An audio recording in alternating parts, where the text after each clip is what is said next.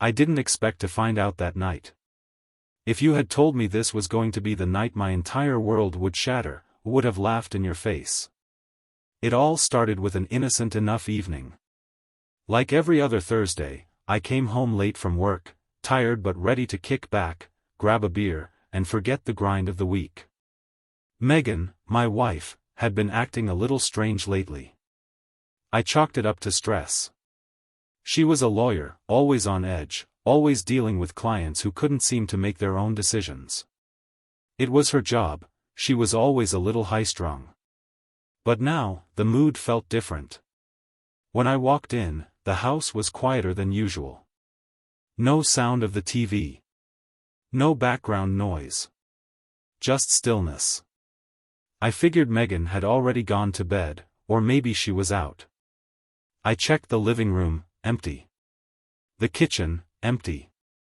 I went upstairs, thinking I'd find her lying on the bed with a book, pretending like everything was normal. But when I pushed the door open to our bedroom, I saw something I didn't expect. The dim light from the hallway fell across the room, illuminating her silhouette. But it wasn't just her. Another person was there. My breath caught in my throat as I froze at the doorway. A man. Megan was in the middle of a conversation. But she wasn't alone. The guy's back was to me, and Megan was facing him. She was sitting on the edge of the bed, talking, too calmly, like nothing was out of the ordinary. I couldn't hear all the words, but I didn't need to. The tone, the way she looked at him, something about it hit me like a punch to the stomach. Then, the truth hit me harder than I ever thought possible. My wife, the woman I trusted, was cheating on me. I thought I was imagining it at first. Maybe they were just friends, maybe something innocent, but no. As she leaned in closer to him, her hand brushing his chest as they shared a laugh, I knew, deep down, I knew. It wasn't innocent. It was betrayal. I stood frozen, watching them for a moment, my mind racing. Could I be wrong? Could there be some reasonable explanation? I wished there was. But in that moment, every lie I had ever been told by her flashed through my head. Every excuse she made about working late, every girls' night she claimed she had with her so-called friends. I couldn't move. I wanted to scream, to run away, but I couldn't. My body felt like it had been cemented to the ground. Then, the guy turned around. I didn't recognize him, but it didn't matter. He was a stranger to me, but Megan's eyes softened in a way I had never seen before. Her gaze lingered on him. She didn't even see me standing there, watching her. I couldn't take it anymore. The pain in my chest was unbearable, and the anger bubbled up, hot and sharp. I didn't know what to say. I didn't know if I should shout, or cry, or just turn around and walk out. I stayed there for a second longer, hoping she would look at me. Hoping this was all just a nightmare. But there she was, the woman I had promised my life to, betraying me in the most gut-wrenching way. "Megan," I said, my voice low, barely audible. She turned to look at me, her face going from calm to startled in an instant. But there was no shame, no guilt. Only surprise. And then, almost a hint of annoyance. "What are you doing here?" Her words weren't full of remorse, they were defensive, like I was the one who had interrupted her. She didn't even get up to greet me or try to explain herself. The guy standing by the bed shifted uneasily, glancing between the two of us. But he didn't seem fazed. I guess this wasn't his first time playing this game. "What is this, Megan?" My voice was shaking now, barely keeping it together. "What the hell is going on?" She took a deep breath, trying to collect herself, but I could see it in her eyes. She was calculating, deciding how much she wanted to tell me, and how much she could get away with. "Listen, Rick," she started, as if we were having a casual conversation about the weather. "This isn't what it looks like. It's just complicated." Complicated? No, this wasn't complicated. This was betrayal. You've been lying to me for God knows how long, and now you tell me it's complicated? I could feel the rage building inside me, but I held it in for now. I wanted answers, not an outburst. She stood up, brushing past me to the bathroom without saying another word. The guy, who, I still had no idea who he was, sat down on the bed, avoiding eye contact. He was as nervous as I was, but there was a smugness behind his gaze. Like this was all a game to him, something he'd done before. I was left standing there, numb, replaying the events of the night over and over in my mind. What had I done to deserve this? What had I missed? Before I could ask myself any more questions, Megan came back into the room, now dressed in something else entirely, her usual "I'm not doing anything wrong" outfit.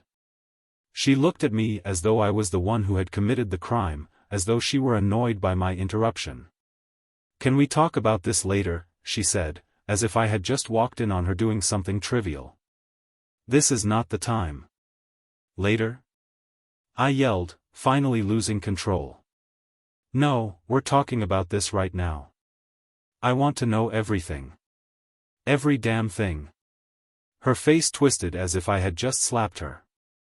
Megan stood there, hands on her hips, trying to act as if I had done something wrong by demanding answers.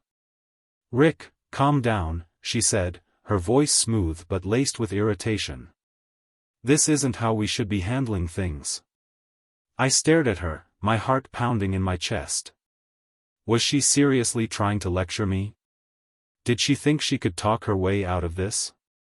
I was still processing the fact that the woman I'd loved for years was standing in front of me, pretending like this was something minor.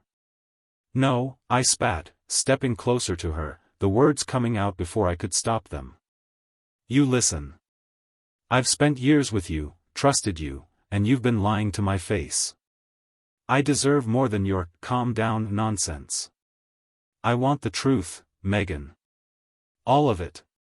The guy, who I still didn't know the name of, was uncomfortably shifting in his seat, clearly not wanting to be a part of the confrontation.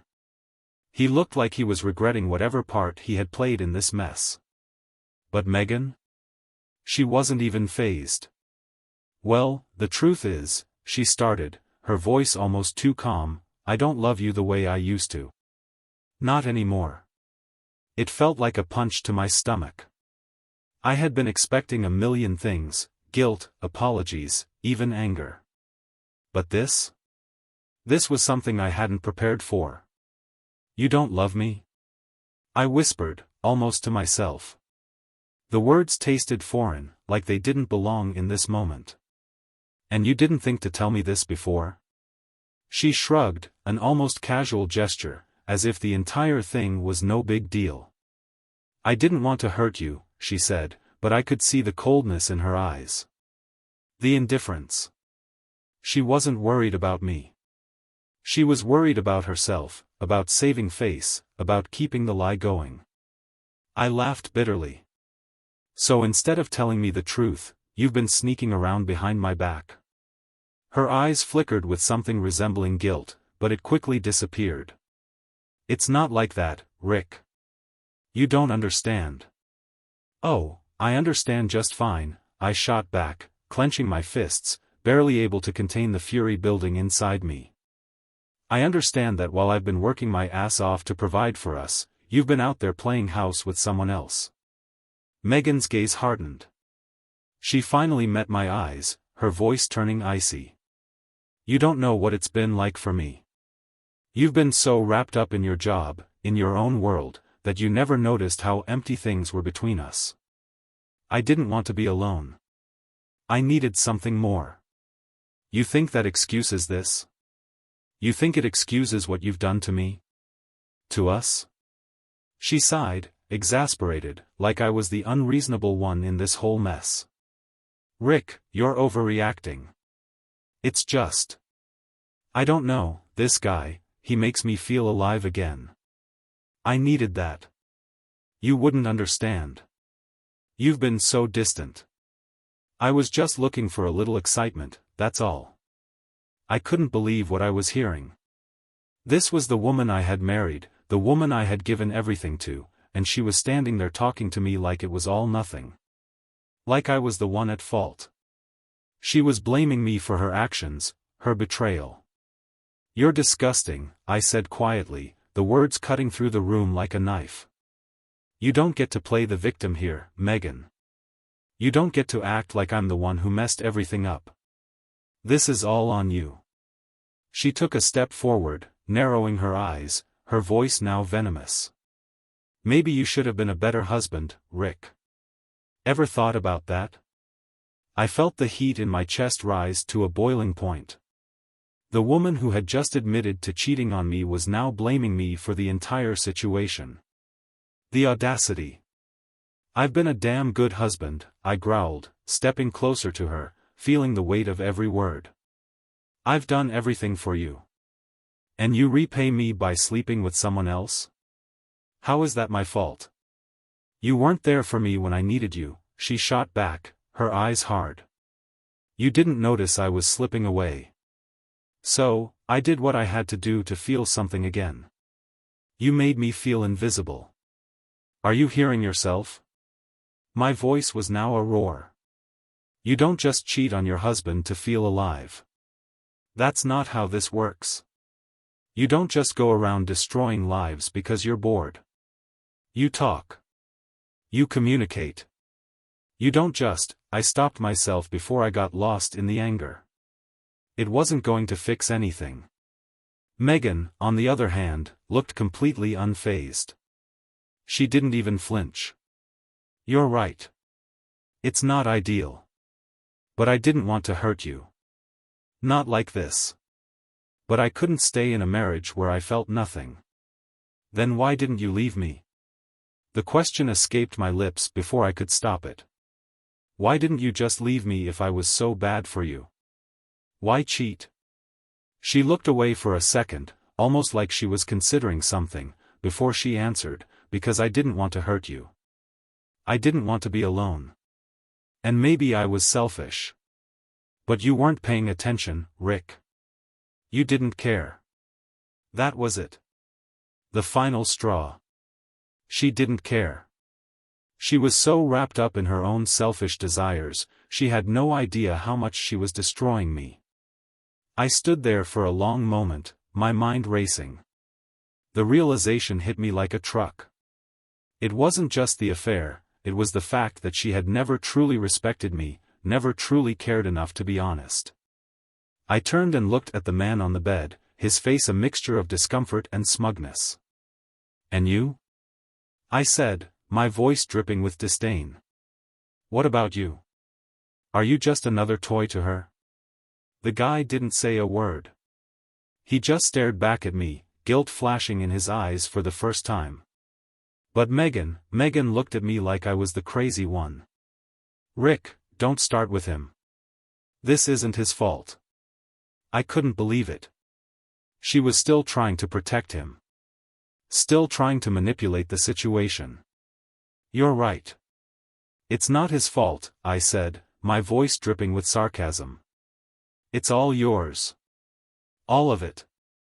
I walked out of the room, the weight of everything hitting me all at once. I needed to get out. Needed to get away from her, from the lies, from the betrayal. But as I stepped out of the bedroom, I realized something. I couldn't just let this slide. I couldn't walk away without confronting her. "Megan," I said, turning around one last time. "This marriage is over."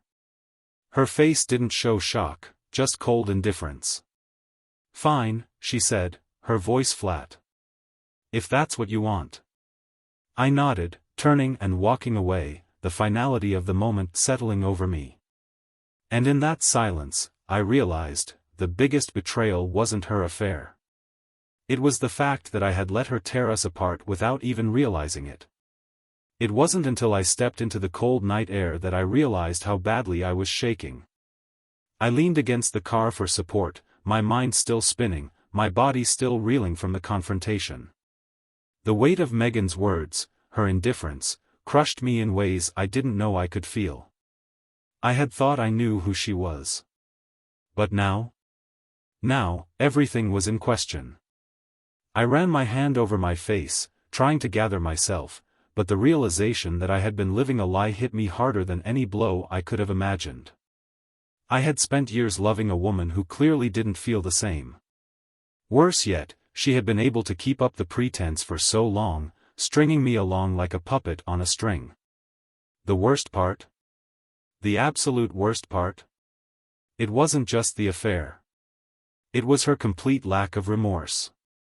It was the way she dismissed me, like I was the one who had done something wrong. I was angry, yes. But there was also a deep sadness gnawing at my insides. How did I miss all the signs? How could I have been so blind? My mind kept flashing back to every moment, every conversation, every time she came home late or made an excuse to go out. I thought I was just being paranoid, but now it was so clear. So obvious. I wanted answers. I needed answers.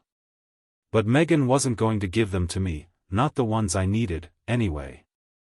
I reached for my phone. My hands fumbled for a moment before I found the contact I was looking for. "Hey, Rick," my brother Ben answered on the second ring. I could hear the noise in the background, a TV, maybe music, something mundane. He sounded surprised, but it didn't matter. I didn't care. "Ben, I need to talk to you." "Now," I said, my voice trembling despite myself. "Sure, man, what's up?" he asked, sounding concerned. I took a deep breath, trying to steady myself. It's Megan. I caught her. She's been cheating on me." There was a long pause on the other end of the line, and I could hear Ben trying to process my words. "Wait, what?" His voice dropped lower. "You caught her? Like, for real?" I could barely form a sentence, but I had to explain. "Yeah, I walked in on her. With some guy. In our bedroom. The guy's still here. She didn't even care." I could hear Ben shift on the other end. He was quiet for a moment, processing everything. "Jesus, man," he sighed heavily. "I'm so sorry. Are you okay? Am I okay?" I repeated bitterly, pressing my hand against my forehead. "How am I supposed to be okay? She just admitted it, Ben. And the worst part? She's not even sorry. She's blaming me. She's acting like I'm the one who did something wrong." There was a long pause. That's insane. "I'm sorry you're going through this, Rick. I really am. But listen, this is what I need you to do, okay? You need to take a step back. Don't let her get under your skin. Don't let her twist this. You need to think about what's next. You need to make sure you're not making any rash decisions." I felt like I was suffocating, but my brother's words were the grounding I needed. Ben had always been level-headed, and despite everything, I could sense the care in his voice. I closed my eyes, taking a shaky breath. "Thanks, Ben. I don't even know what to do with myself right now. You don't have to figure everything out tonight. Just breathe, all right? You're not alone in this. I'm here." His reassurance was a small comfort, but in that moment, it was everything. I needed a support system, someone who wasn't blinded by Megan's charm or her manipulations. Someone who would see the truth. I ended the call and stood there for a while, staring at the ground. The night felt oppressive, suffocating in its silence. I needed to clear my head, but I couldn't seem to find the will to move. My legs were heavy, my thoughts chaotic, and my heart? My heart felt like it was breaking in slow motion. Megan was still inside the house, likely pretending everything was fine, putting on her mask for her lover, maybe even for herself. I knew what she'd do next. She would try to manipulate me into believing everything was my fault.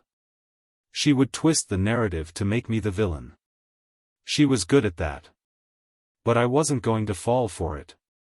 I finally shoved my hands in my pockets, my fingers brushing against the small, cold metal of the keys. For a brief moment, I thought about just leaving. I thought about driving away, disappearing somewhere, anywhere, where I wouldn't have to face this. But I knew I couldn't. I had to confront the situation head-on. I had to make a decision. And that decision couldn't be running away. Just as I was about to turn toward the car, my phone buzzed. It was a text from Megan. "Rick, we need to talk. Please. I'm sorry.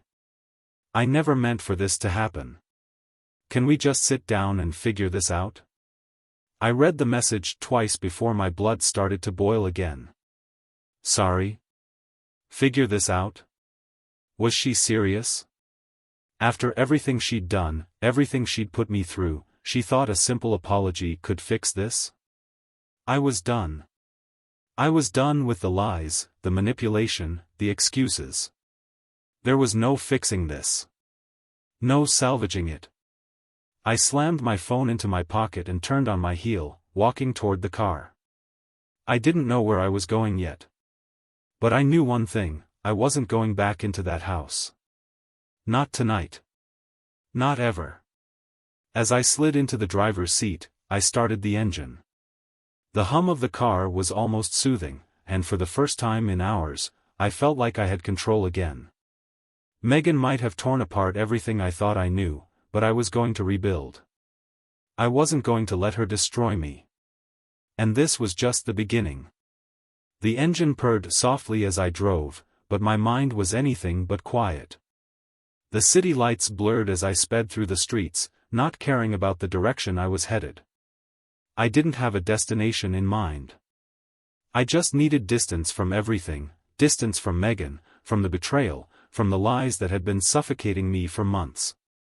My thoughts raced back to the confrontation, the coldness in her eyes, the way she had dismissed me like I was some sort of inconvenience. I could still hear her voice, calm and collected, like she had rehearsed everything she was going to say. "It's not like that," she had claimed, but I knew better now. That was the lie she told herself to justify what she had done. And she had the nerve to act like I was the problem. The arrogance was staggering. She had no remorse, no genuine regret. It was like she had completely checked out of our marriage long before I ever realized it. I drove aimlessly for what felt like hours, until the quiet hum of the car was the only thing left in my head. The stillness was suffocating. Suddenly, my phone buzzed again. I pulled it from my pocket without thinking. It was Megan. "Rick, please come home. We need to talk. I'm begging you." The anger flared again. Begging? She had the audacity to beg now? After everything? After the lies? I read the message again, feeling the weight of her words. But this time, it didn't feel like an apology. It felt manipulative. She wasn't sorry. She wasn't begging for forgiveness. She was begging for me to come back so she could keep her comfortable life intact. She wanted control again. She wanted to keep everything the same. And I couldn't let her do that. I slammed my fist on the steering wheel in frustration. My mind screamed at me to keep going, to leave everything behind, to run as far away from this nightmare as I could. But my phone buzzed again. This time, it was a call. I didn't even need to look at the screen to know it was her. It felt like a sinking ship, the phone vibrating with the heavy weight of her call. I answered anyway, my voice cold. "What do you want?" "Rick, please," Megan's voice trembled. There was a softness in her tone now, a subtle shift from before. "I know I've messed up. I know I've hurt you. But you have to understand, I wasn't thinking straight. I wasn't thinking about what it would do to us. You're the one I married. You're the one I should have been with all along. Please just come home so we can fix this." I tightened my grip on the wheel. The words stung, but there was something in them I couldn't quite place, something that didn't sit right. I wasn't thinking straight. That was the excuse? The justification? And now, she wanted to pretend like none of this ever happened? Like everything could just go back to how it was? I was done. I couldn't do this anymore. Don't you dare call me again, I said, my voice sharp, cutting through the false sincerity. You've destroyed everything. I've given you everything, Megan, and this is how you repay me? You think you can just apologize and make it all go away? I'm done. We're done. Her voice cracked as she tried to respond, but I hung up before she could say another word. The phone was still vibrating in my hand, but I ignored it. My heart pounded in my chest, a mix of rage and exhaustion threatening to break me. I didn't know how long I'd been driving, but it was clear I needed to stop. I pulled into a parking lot at a random diner on the outskirts of town, the neon lights flickering above me. I turned off the car and sat there for a few minutes, staring out at the dark streets. What now? I couldn't go back to that house. I couldn't go back to her. I'd spent years building a life with Megan, trusting her, loving her, only for her to destroy it all without a second thought. She had lied to me over and over again, used me, manipulated me, and for what? So she could feel some temporary thrill? And now, she wanted to make it all better with a few tears and empty promises. I didn't know what hurt more, the affair itself or the fact that I had allowed her to twist me into this confused mess of a person. I had spent so much time trying to make her happy, trying to be the husband she wanted, but in the end, I had nothing. I was nothing to her. I wasn't her priority. She never truly loved me. I slammed my hand against the steering wheel again. It felt good to release some of the tension building inside me, but it didn't change anything. I couldn't undo what had already been done. I couldn't go back. Rick, get your act together, I muttered to myself, my voice raw. I had to find a way forward. I couldn't let this destroy me. Just as I was about to open the door and step outside, my phone buzzed again. This time, it was a text from my brother, Ben. I'm coming to you, man. Where are you? For a moment, I was tempted to lie, to say I was fine, to push everyone away. But I needed someone. I needed someone to pull me out of this pit. Diner on West 3rd. I need you, Ben. I waited for a moment, then got out of the car. As I stepped into the diner, the bell above the door rang, and the stale air mixed with the smell of cheap coffee and grease. It was nothing special, but at that moment, it felt like the safest place in the world. Ben arrived shortly after, his presence familiar and comforting. He didn't ask any questions, just sat down across from me, his eyes understanding without needing words. We both knew what had happened, what I was going through. I'm sorry, man, he said quietly. You didn't deserve that. I shook my head. No, I didn't. And I don't even know who I am anymore, Ben. She's taken everything from me. I don't know how to move forward. You will, he said, his voice firm. One step at a time. You're stronger than you think. You'll get through this. I looked at my brother, his steady gaze grounding me. It wasn't going to be easy. Nothing about this would be easy. But in that moment, I felt a glimmer of hope. Maybe there was a way out of this after all. I wasn't alone. And for the first time since I had caught Megan in the act, I didn't feel like I was drowning anymore. The warmth of the diner felt almost surreal. Ben's presence was a quiet, solid anchor in the midst of the chaos swirling in my mind. I stared into my coffee cup, watching the steam rise from the surface, each breath I took matching the rhythm of my swirling thoughts. But no matter how much I tried to focus on something else, my mind kept coming back to Megan and the wreckage she had left behind. Ben didn't push me for answers, he just let me sit there, silently, the weight of everything still pressing down on me. We were both the same, the silence spoke louder than words. Finally, I broke the stillness.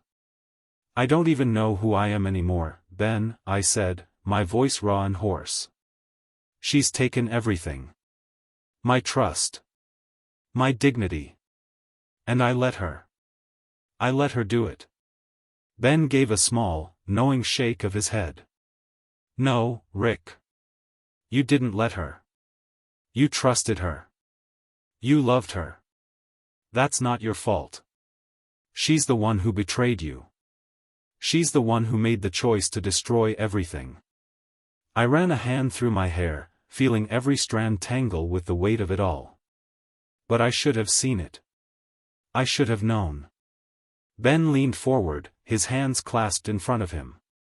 It's easy to say that now, but you didn't. And you can't blame yourself for what she did. You didn't make her cheat. You didn't make her lie. That was all on her. I stared at him, the knot in my chest slowly loosening as his words seeped in. The guilt that had been suffocating me began to dissipate, just a little. Ben was right. I had been blind, yes, but I wasn't the one who made this mess. I wasn't the one who broke my heart. I still don't know what to do next, I admitted, exhaling a deep, shaky breath. I can't just go back to her. I can't go back to that lie. Ben's gaze softened, his voice serious now. You don't have to go back.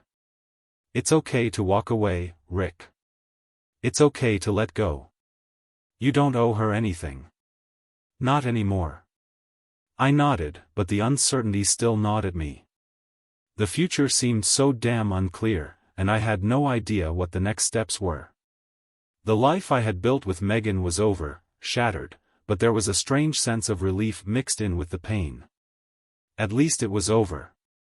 I wouldn't have to live in the dark anymore. I wouldn't have to pretend. Just as I was about to speak again, my phone buzzed again. Megan. I felt the weight of it immediately, like a shackle pulling me back into the chaos. I had half a mind to ignore it. To throw it away and pretend it didn't exist. But part of me, the part still clinging to the hope that maybe, just maybe, there was some way to fix this, some way to salvage whatever had been left, picked up the phone before I could talk myself out of it. Her message was short and simple. Rick, I miss you. Please. Come home. We can fix this, I swear. I stared at the screen for a long moment, my heart a jagged mess of conflicting emotions. Part of me wanted to scream. To throw the phone across the room. To tell her what she had done to me, to us. But I knew deep down, no amount of screaming would ever change anything. Ben noticed the shift in my expression. Don't do it, man, he warned quietly. Don't go back. Not until you're ready. Not until you've figured out what you want. I was torn. The pull to go back to what I knew, to try to fix things, was strong. But Ben's words anchored me. This wasn't just about fixing things with Megan. This was about fixing myself. And I wasn't going to find peace by falling back into that toxic pattern. I locked my phone without responding. She doesn't get it, I said, my voice quieter now. She thinks this is just a bump in the road. That I'll forgive her and everything will be fine again. But I can't. I don't even know how to look at her the same way anymore. Ben's eyes were steady, his expression unwavering. You're right. It's not just a bump. It's a landslide. You can't fix this, Rick. Not without breaking yourself in the process. I let that sink in. The truth. There was no going back to what we had. I couldn't unsee what I had seen, unhear what she had said. That part of me, the part that was still clinging to the hope of reconciliation, was beginning to let go. We talked for another hour, but most of it was in silence. Ben didn't need to say much, his presence alone was enough. Eventually, I stood up, feeling a sense of clarity I hadn't had in weeks. The diner's soft glow felt like a distant memory now. Megan's texts, her calls, they no longer had power over me. It was like a switch had been flipped in my brain, and the fog was beginning to clear. I'm going to do it, I said quietly, mostly to myself. I'm going to leave her. I can't live this lie anymore. Ben nodded. I've got your back, no matter what. But you have to do this for you, Rick. No one else.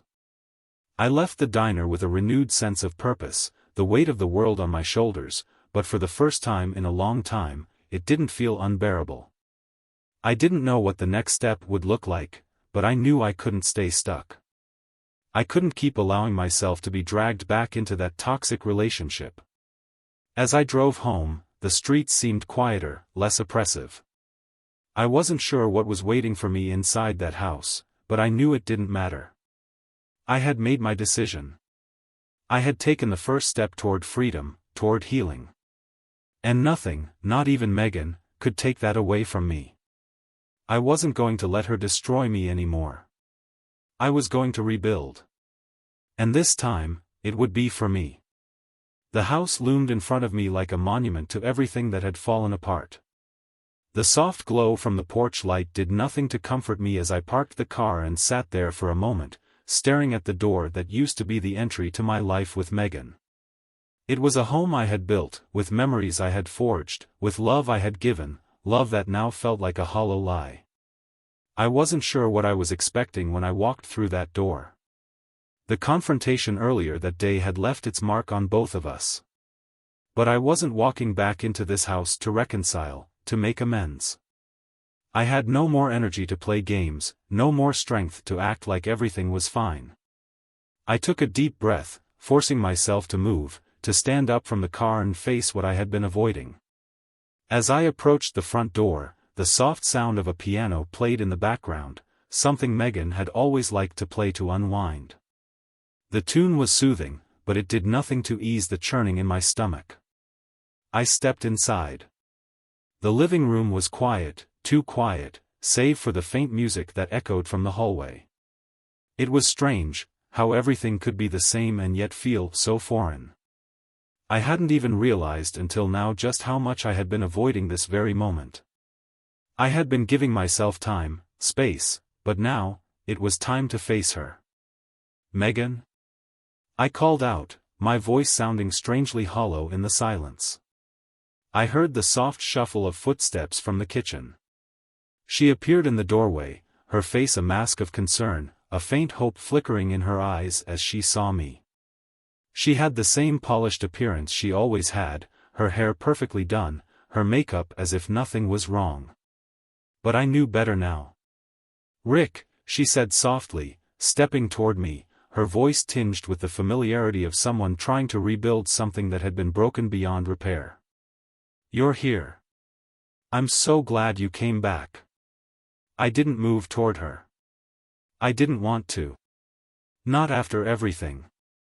Megan, stop, I said, my voice firm, steady despite the whirlwind of emotions inside me. Don't try to pull me back in. I'm not falling for it. Her face twisted, as if she hadn't expected me to say that. Her eyes shifted, as if she was trying to gauge how serious I was. What do you mean? I know things have been hard, but we can fix this. We can make it work, Rick. I shook my head. No. You can't. Not after what you've done. You don't get to pretend like this is just a little mistake. This isn't something we can fix over dinner and some fake apology. You've destroyed everything. And I can't just erase that. I can't just go back to pretending. Her eyes narrowed, and for a brief moment, I saw something cold flicker in them. But it was gone as quickly as it appeared, replaced by the familiar, practiced sadness she always wore when she was trying to manipulate me. Don't be like this, she said, her voice suddenly soft, almost pleading. I know I've messed up, Rick. I know. But we have so much history together. So much love. You can't just throw it all away. Not like this. I felt my blood boil. Love? You're talking about love after you've lied to me for God knows how long? After you've betrayed me in the worst way possible? Megan recoiled, but I didn't care. I wasn't backing down. Not anymore. You don't get to tell me what love is, I spat. Not after everything you've done. You've been lying to me, sneaking around, sleeping with someone else, and you think you can fix it with some words? You think you can smooth it over like it's no big deal? Her face flushed with anger, but she quickly masked it with a forced calm. I didn't mean for it to happen. You don't understand, there was so much distance between us. I was lonely, Rick. I felt like you didn't care anymore. The word stung, but I wasn't backing down. You don't get to blame me for your choices. I gave you everything. I trusted you. I loved you. And this is how you repay me? By turning your back on everything we had? Her eyes glistened with something I couldn't identify, guilt, maybe, or perhaps it was just a last-ditch effort to keep me tied to her. But there was no more room for manipulation. No more room for her lies. I know you're angry, but you don't understand how hard this has been for me, she said, her voice trembling. You don't get how much I regret it, how much I've been struggling with it. I laughed, bitterly. Regret? That's what you're going with? You don't regret it, you regret getting caught. You regret that your comfortable little life is unraveling, and now you're trying to piece it all back together by acting like the victim. Megan opened her mouth to respond, but I held up my hand to stop her. No, I said firmly. Don't make this about you. Don't try to manipulate me into feeling sorry for you. This is over. And I'm done. The words hit her harder than I expected.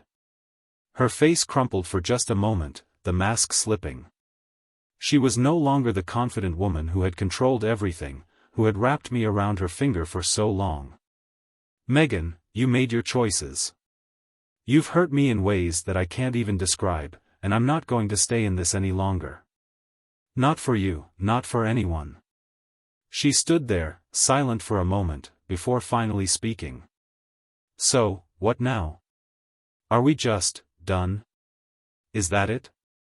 I took a long, slow breath, trying to steady myself as I looked at her one last time. Yes. We're done. Her eyes flared with anger again, but there was something else behind it. Fear. Fear of losing control. Fear of facing the consequences of her actions. But I didn't care. She had already taken everything from me. Now, it was my turn to take back my life. I'm leaving, I said, turning to the door. Megan didn't stop me. She didn't try to say anything else. I walked out of that house, the weight of the world lifting with every step I took. I didn't know what the future held. I didn't know where I was going or how I was going to heal. But in that moment, I knew one thing, I was free. And for the first time in a long time, I felt like I could breathe again. The cold air outside hit me like a shock, but in a strange way, it felt like the first real breath I had taken in months. As I stood there on the sidewalk, the weight of the house behind me, the life I'd once known, began to fade away. Each step I took away from Megan was a step toward something new, though the path ahead was still unclear. I didn't have a plan. I didn't know what came next. All I knew was that the life I had with her, filled with lies, deceit, and manipulation, was over. And while it had been a painful decision, one that had torn me apart, there was a part of me that felt a strange sense of relief. It was as if the burden I'd been carrying for so long had finally been lifted. I didn't want to go back to that house, to that life. I wasn't even sure I could face my own reflection in that place anymore. The home that had once been my sanctuary now felt like a prison. But I didn't want to leave town either.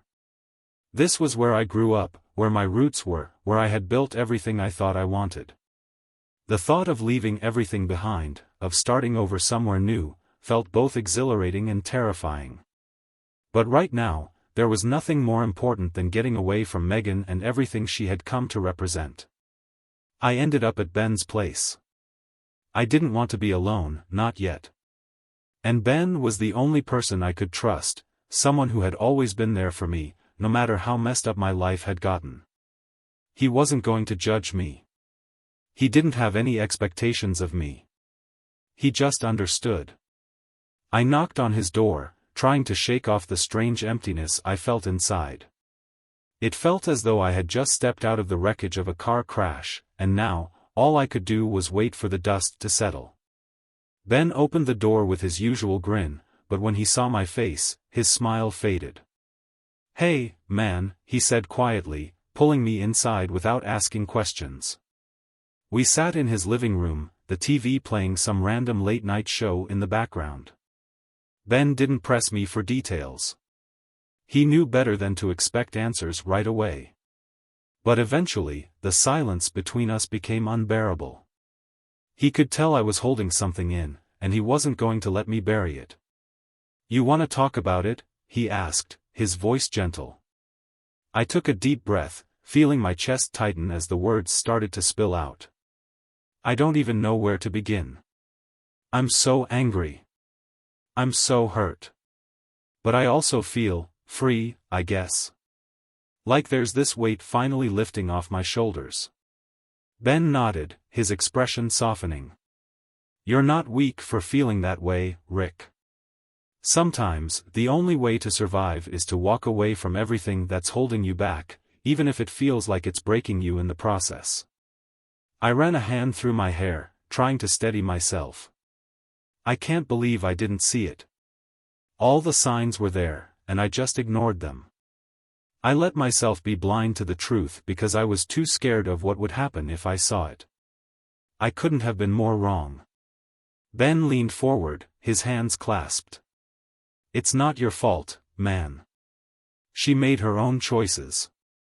You can't blame yourself for that. You loved her. You trusted her. And she broke that trust. But you didn't make her do any of it." I nodded, the weight of Ben's words sinking in. He was right. Megan had made her choices, and she had to live with the consequences. I couldn't keep beating myself up over something that wasn't my fault. The conversation shifted, and Ben asked me what I was planning to do next. For the first time in a long while, I felt something like clarity. "I don't know, Ben. I don't know where I'm going or what I'm doing, but I know I can't go back to her. I've got to start fresh. I can't keep letting her manipulate me. I need to figure out who I am without her." Ben gave me a reassuring smile. "That's good. You'll figure it out. You're stronger than you think." I felt a small flicker of hope. It wasn't much, but it was something. The road ahead would be long and full of challenges, but it was mine to walk. And for the first time in a while, I realized that I didn't need Megan to define who I was. I had spent so much time trying to hold on to a person who wasn't even the same woman I had fallen in love with. The next few days were a blur. I spent my time sorting through the wreckage of my life, going through old photos, old messages, and trying to make sense of everything. There were moments where the pain hit me like a tidal wave, drowning me in memories of what could have been. But each time the wave crashed over me, I forced myself to stand tall, to breathe through it. I reached out to a lawyer. It was time to make the divorce official. I couldn't afford to keep living in this limbo. There was too much at stake now, too much that had been lost for me to keep pretending that I could fix it. Megan would fight it, of course. She would fight me every step of the way. But I wasn't afraid anymore. I had made my decision, and there was no turning back. As the days passed, I began to find some semblance of peace. It was a quiet, hard-won kind of peace, but it was mine. I stopped checking my phone obsessively for messages from Megan. I stopped letting her words have power over me. She had taken enough from me already. I wasn't going to let her take my future too. I knew it wasn't going to be easy. I knew there would be days when I would feel alone, when the weight of everything would threaten to drag me under. But I also knew something else, something more important. I was learning to rebuild. I was learning to be strong on my own. And that was the first step toward truly moving forward. The days bled into weeks, and the weight of the world that had once been pressing on my chest began to lift, little by little. It wasn't gone, not entirely. The scars were still there, still raw, but they were no longer the only thing I saw when I looked at myself. The anger, the betrayal, the hurt, those feelings no longer controlled me. They were there, of course. But I had learned to manage them. I had learned to live with them, even if they would never fully leave. I kept seeing the lawyer. The paperwork dragged on, the formalities of the divorce that felt almost surreal. Every step of it was one more confirmation that Megan and I were done. It was the finality that I had needed to move forward, but it wasn't easy.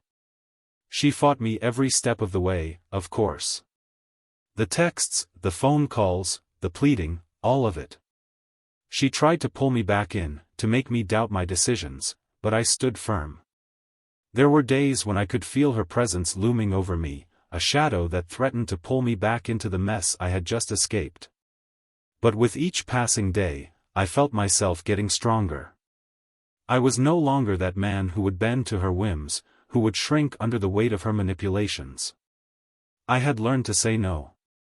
I had learned that I deserved better. Ben remained my rock. He was there for me in ways I didn't even know I needed, offering advice when I asked for it, and silence when that was what I needed most. We spent a lot of time just hanging out, doing the small, mundane things that helped take my mind off the storm I had just weathered. And slowly, it became clear to me that life didn't have to revolve around her. Life was still out there waiting for me. It was just up to me to grab it. I threw myself into work. My job became my new focus. It was a distraction, sure, but it also gave me purpose. I could lose myself in the long hours, the projects, the deadlines. It was something I could control. And that sense of control, of self-sufficiency, was exactly what I needed after everything I had been through. And then, one day, something unexpected happened. It wasn't dramatic or life-changing. It was simple. It was me, taking a walk outside on a crisp, clear afternoon, feeling the sun on my face and realizing that I hadn't felt this peaceful in a long time. It wasn't happiness, not exactly. But it was contentment. It was a quiet certainty that I had survived. That evening, I met up with Ben for a beer. I didn't have to talk much. We just sat in comfortable silence, the weight of the world lighter than it had been in weeks. As the evening wore on, Ben leaned back in his chair, his eyes thoughtful. "You okay, man?" he asked, his tone more serious now, like he was checking in on something deeper. I nodded, taking a sip of my drink, savoring the coolness. "Yeah. I think I'm okay. Better than okay, actually." Ben raised an eyebrow, a smile tugging at the corner of his mouth. "That's good to hear. You've been through a lot, Rick. You're stronger than you think." I didn't respond right away. Instead, I let the silence stretch between us. The weight of everything that had happened, Megan, the lies, the betrayal, still lingered in the background, but I didn't feel its hold over me anymore. It was there, in the periphery, but it no longer defined who I was. "You know," I said finally, breaking the silence, "I don't think I would have gotten this far without you. Without your help. Your support." Ben chuckled. "You would have gotten there eventually. I'm just glad I could be part of it. You needed someone to remind you that there's life after this. That you're not broken, Rick." I looked at him, and for the first time in a long while, I smiled. It wasn't a smile born from happiness or from some fleeting moment of joy, it was the smile of someone who had walked through fire and had come out the other side. "I guess I did," I said, the words carrying the weight of everything I had learned in the past few months. "I guess I did. It wasn't easy, and it wasn't quick. The journey of healing wasn't a straight line, and I knew there would be days when the past would come crashing in, threatening to undo everything I had worked so hard to rebuild. But I also knew that I was no longer that man who was willing to settle for less than he deserved. I wasn't that man who would let someone else dictate his worth. I was stronger now. Wiser. And more importantly, I had learned to put myself first. I didn't know what the future held. But for the first time in years, I was no longer afraid to face it. I was ready to move forward, ready to find whatever came next, without Megan, without the weight of her lies, without the chains she had tried to wrap around me. And as I sat there, surrounded by the quiet comfort of Ben's presence, I realized that life, for all its unpredictability, was still full of possibility. There was a future waiting for me. A future that was mine to create. And this time, it would be on my terms.